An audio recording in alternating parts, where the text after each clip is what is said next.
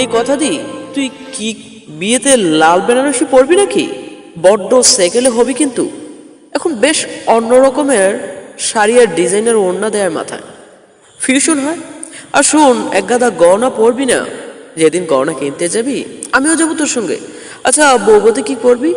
এই শাড়ি নাকি গ্রাউন নাকি লেহেঙ্গা? তাহলে কিন্তু কস্টিউম জুয়েলারি লাগবে।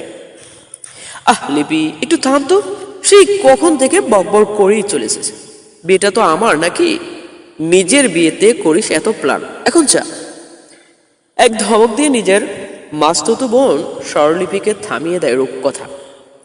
এমনিতে মেয়েটা ভীষণ সরল আর মিশুকে, কথা বলতে ভালো লাগে, কিন্তু এই মুহূর্তে সবকিছুই রূপকথার অসহ্য লাগছে। এই যে দেয়াল গড়ির দিকে টিকটিক শব্দটা একটানা হচ্ছে, এ তো ওর বিরক্ত লাগছে। বাহিরের ঘর থেকে মা, মাসি, পিসির উচ্ছ্বাসিত চিৎকারের ওর মাথায় ধরে যাচ্ছে। ইচ্ছে করছে দরজাটা খুলে বাহিরে গিয়ে সবাইকে চিৎকার করে বলে, চুপ করো সবাই, একটু চুপ করো।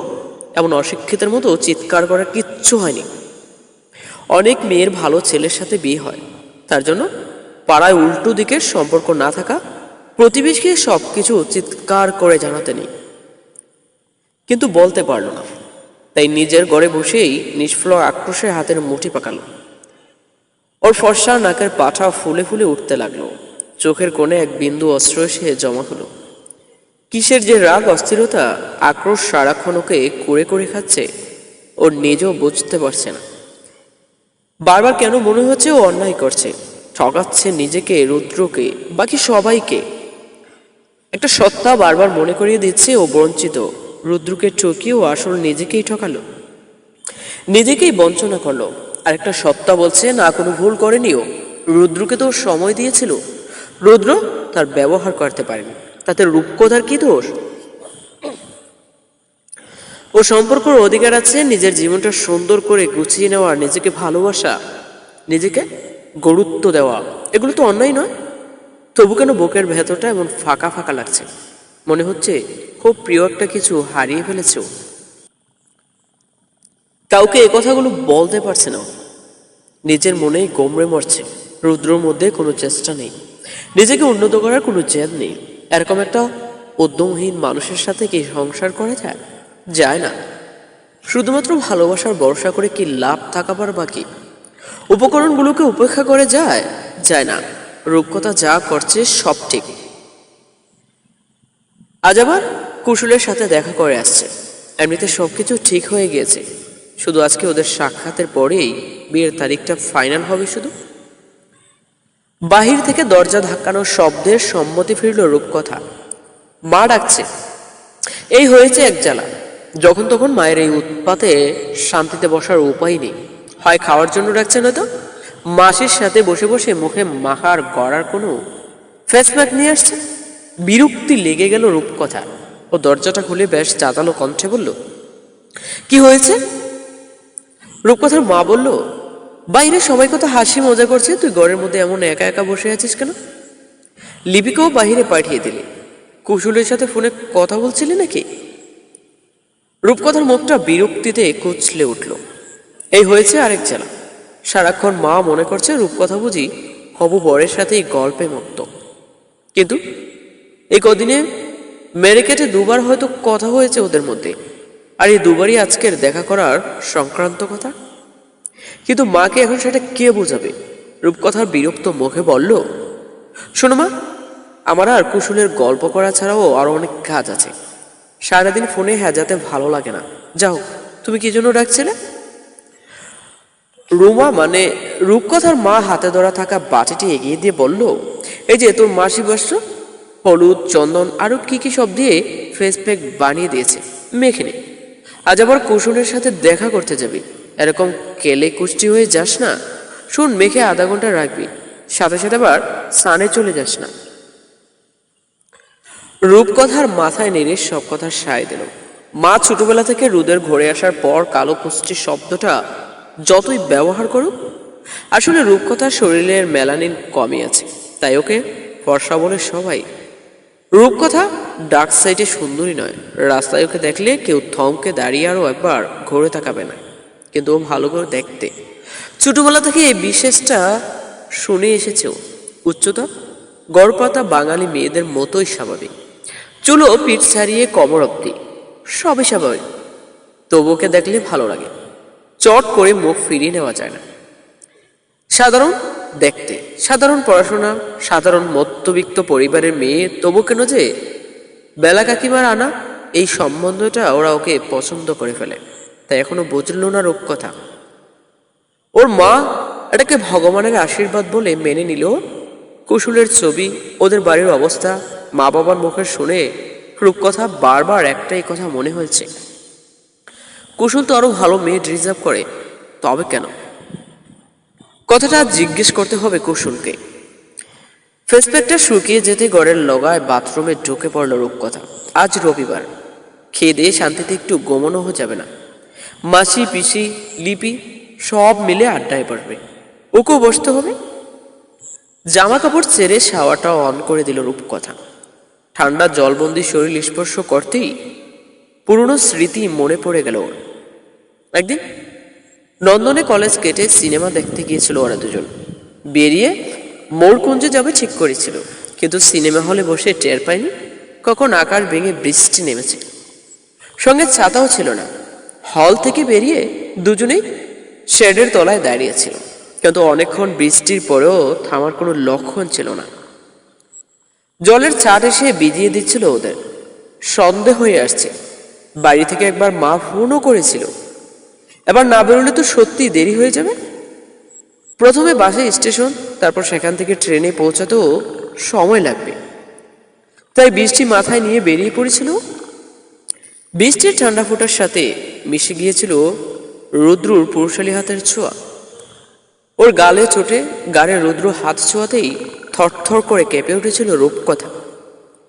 আজও সেই সব জায়গায় হাত ছুঁয়ে ছুঁয়ে রুদ্রের স্পর্শ অনুভব করার জন্য চোখ বন্ধ করে দাঁড়িয়ে রইল রূপকথা। ওদের শেষ দেখা হওয়ার দিন রুদ্র অসহায় মুখটা চোখের সামনে ভেসে উঠল। নিজের উপরই বিরক্ত হয়ে উঠল, কি দরকার বারবার পিছন ফিরে থাকে। তাড়াতাড়ি স্নান সেরে বাহিরে বেরিয়ে এলো রূপকথা। ওকে দেখেই মাসি এগিয়ে এসে বলল, এই তো মুখটা কি সুন্দর উজ্জ্বল লাগছে এবার। আমি তো রোজ লিপিকে বলি এটা মাখতে। হায় খেয়ে নে, তারপর একটু ঘুমিয়ে নিস, দেখবি চোখ মুখ ফ্রেশ লাগবে। রূপকথার কিছু না বলে এগিয়ে গেল। খেতে খেতেই ফোনটা বেজে উঠল। লিপি ঘর থেকে দৌড়তে দৌড়তে ফোনটা নিয়ে এসে বলল, দিদি দেখো তোর ফোন। রুমা পাশ থেকে উকি মেরে বলল, কে, কুশল? রূপকথা উত্তর দিল না। স্ক্রিনের উপর জলজল করছে আর একটা অচেনা নম্বর।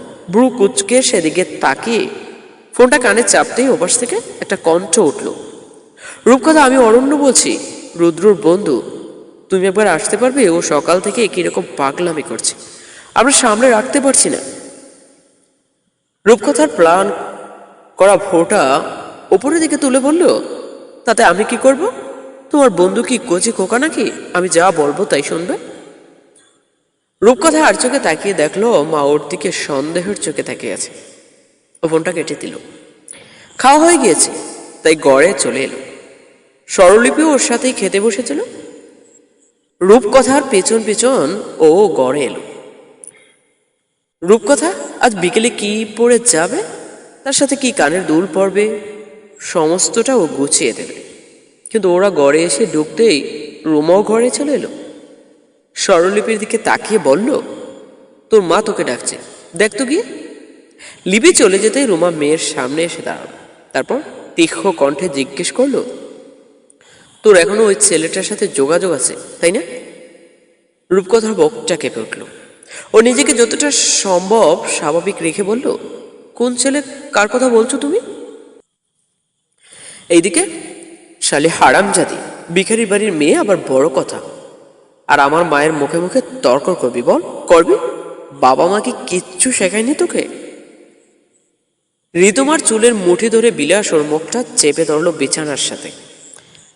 মাথায় প্রচন্ড যন্ত্রণা হচ্ছে ওর, কিন্তু একটা হাত পিছনে মুড়িয়ে অন্য হাত দিয়ে চেপে ধরে রেখেছে বিলাস, আর অন্য হাত দিয়ে নিজেকে ছাড়ানোর আপ্রাণ চেষ্টা চালিয়ে যাচ্ছে। কিন্তু বিলাসের আসরিক শক্তির কাছে কিছুতেই পেরে উঠছে না। নিঃশ্বাস নিতে প্রচন্ড কষ্ট হচ্ছে। কিন্তু তার মধ্যেও শুনতে পেল পিছন থেকে ওর শাশুড়ি মা বলছে, দে দুগা ভালো করে দে, বড় বেশি তেজ হয়েছে। অবশ্যই এই তেজ কোথা থেকে আসছে আমি কি বুঝি না নাকি?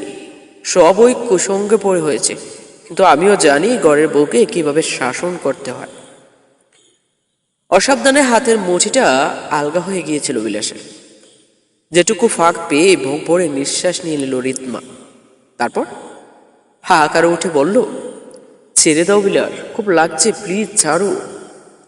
বিলাস তবু ছাড়ছে না ওকে। চুলের মুঠি ধরে টেনে তুলে বিছানার উপর বসিয়ে দিল ওকে। তারপর টেনে এক চর মারল রিতমার ডান গাল লক্ষ্য করে। চোখের সামনেটা অন্ধকার হয়ে গেল ওর। মাথাটা প্রচন্ড আঘাতে ঝনঝন করে উঠল। বিলাস হঠাৎ করে ছেড়ে দিতেই ও আছড়ে পড়লো বিছানায়। বিলাস চলে যাচ্ছে ওর ঘর ছেড়ে, ওর মাও চলে যেতে যেতে বলছে, থাক ও বাবাই পড়ে, সারাদিনে আজ খাওয়া দাওয়া বন্ধ ওর। দরজাটা শব্দ করে বন্ধ হয়ে গেল রিতমার পেছনে। আবছাভাবে শব্দটা শুনতে পেল। বিছানার উপর হাতড়ে হাতড়ে একটা বালিশ নিয়ে মাথার নিচে গুজে দিল। চোখের কোণে বেয়ে জল গড়িয়ে পড়ছে। সমস্ত অনুভূতি বোধা হয়ে গিয়েছে ওর। ওভাবেই পড়ে থাকলো। চোখের জল বালিশে মিশিয়ে ভিজিয়ে দিচ্ছে বালিশ। ওভাবেই পড়ে থেকে থেকে ঘুমিয়ে পড়ল। রবিবার সকালের ছুটির দিন হলেও ঘরের বউদের ছুটি মেলে না। সেই সকাল থেকে কাজ করেই চলছে অর্চনা, কিন্তু কাজ যেন শেষই হচ্ছে না। রবিবার দিনই ছেলেটা ঘরে দুদণ্ড থাকার সময় পায়, তাই হাঁটুর ব্যথাকে উপেক্ষা করে একটু ভালো মন্দ রান্নার চেষ্টা করে অর্চনা। রুদ্র রুচি আর শুকনো শুকনো আলুর দমের বায়না করতো ছোটবেলায়। রিতমার আবার ঘূর্ণি চাই। রবিবারে আরো হাজারটা খুচরো কাজ সামনে সকালে টিফিনের জন্য এত ঝাক্কি পোহাতে ভালো লাগে না অর্চনা। তাই নিয়ম করে দিয়েছিল, এক রবিবার শুকনো আলুর দম আর অন্য রবিবারে ঘুগনি। রবিবার হলেই মাংস ছিল মাস্ট। অর্চনা যখন রান্না গরমে তেল হলুদ মেখে মাংস কষাতো, তখন রুদ্র আর ঋতু দুটো বাটি হাতে নিয়ে জুলজুল চোখে তাকিয়ে থাকতো কষা মাংস খাওয়ার লোভে। সে সময়টাই ভালো ছিল। ছেলে মেয়ে দুটো তার মনের কাছাকাছি ছিল। অভাব ছিল, কিন্তু তা কখনোই দাঁত মুখ খিচিয়ে তেড়ে আসেনি তাদের দিকে। ছেলে মেয়ে দুটো বড় হয়ে অর্চনার থেকে কেমন বিচ্ছিন্ন হয়ে গেল। ঋতুটা হঠাৎ করে পালিয়ে বিয়ে করল। রুদ্রটা চুপ হয়ে গেল তারপর থেকে।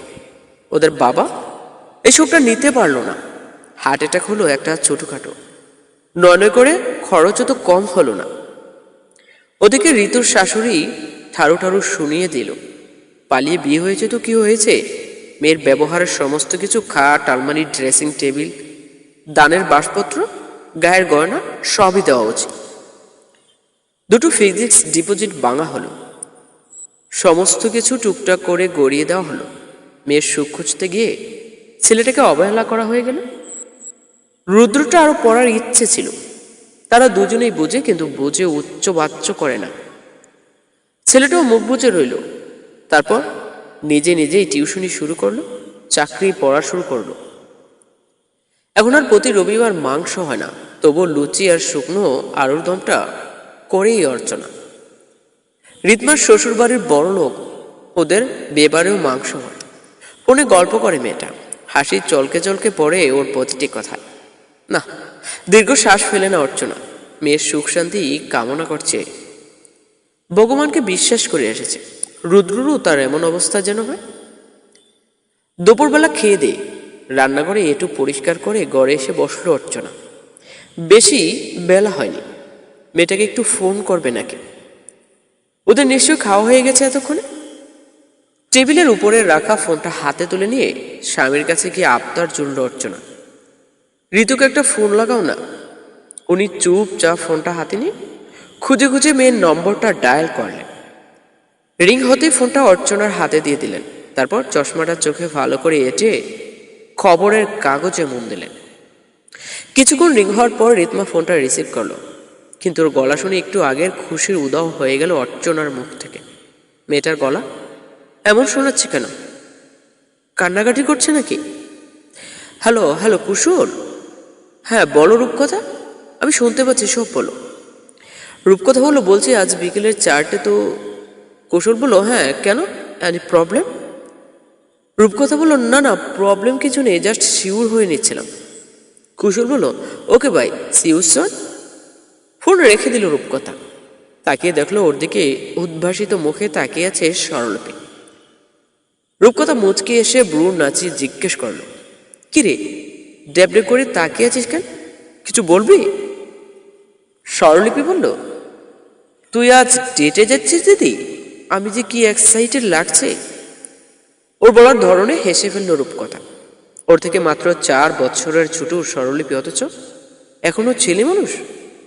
ওর গালটা টিপে দিয়ে বলল রূপকথা, তুই যাবি নাকি? স্বরলিপি বলল, থাক কে যে বলিস না, আমি কেন খামোকা কাবাব মেয়ে হাড্ডি হতে যাব? তুই যা, আমি তোর থেকে সব গল্প শুনে নেব। রূপকথা বলল, শুনে বুঝি নিজের এক্সপিরিয়েন্স বাড়াবি? যখন নিজের হবু বরের সাথে ডেটে যাবে সেগুলো অ্যাপ্লাই করবি? স্বরলিপি বলল, পাগল নাকি, আমি তোর মতো অ্যারেঞ্জ ম্যারেজ করবই না, আমি তো লাভ ম্যারেজের পক্ষপাতী।